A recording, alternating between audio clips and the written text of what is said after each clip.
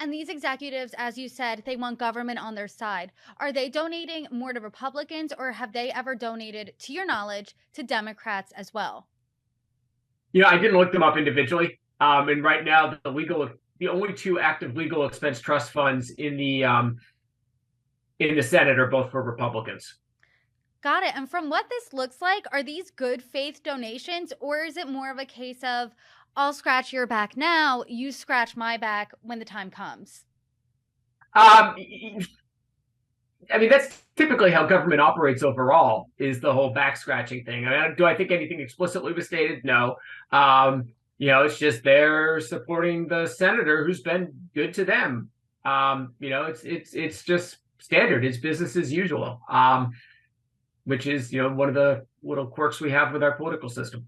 And what about lawmakers? Which lawmakers are donating?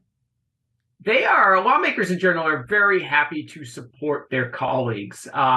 We saw this again with Senator Burr, where most or a lot of the donations to his legal expense came from other members of the Senate.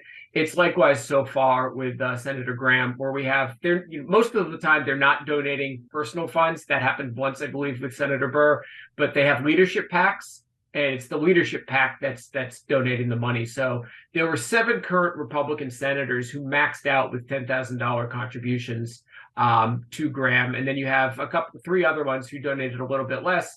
And you have a former Senator, Richard Shelby. His leadership PAC is still active, and that too donated $10,000. And why are they so happy to support their colleagues? Well, none of them got back to me on this one. And that was the same case when I reached out about Burr, with one exception. I can't remember which senator got back to me, but the response was, these charges were false against Senator Burr, and I was happy to support his defense. That's got to be one of the big issues here. There's also might be a little there, but for the grace of God, go I.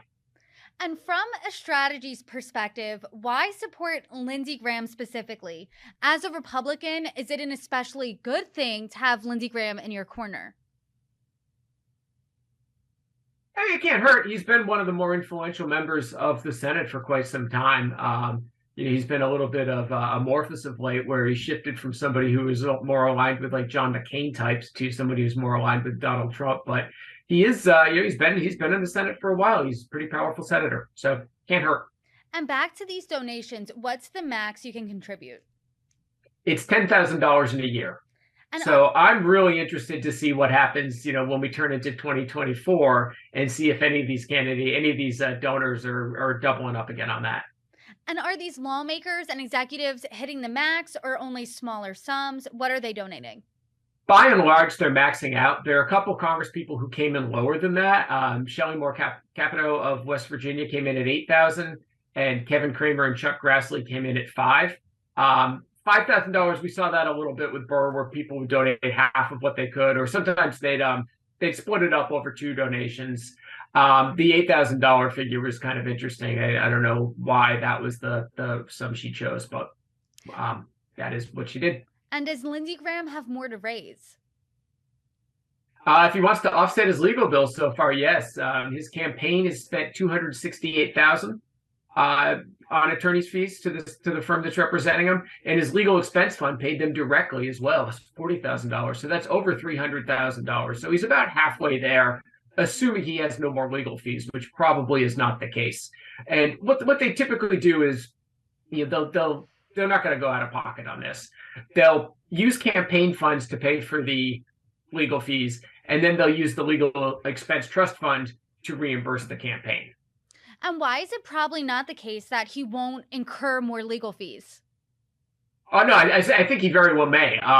It's lawyers' billing practices. It could take several. It could take a little bit for things to work their way through. There's probably going to be some sort of residual stuff. I would imagine that as long as the district attorney's investigation is active, that there'll probably be some, involvement with Senator Graham's attorneys.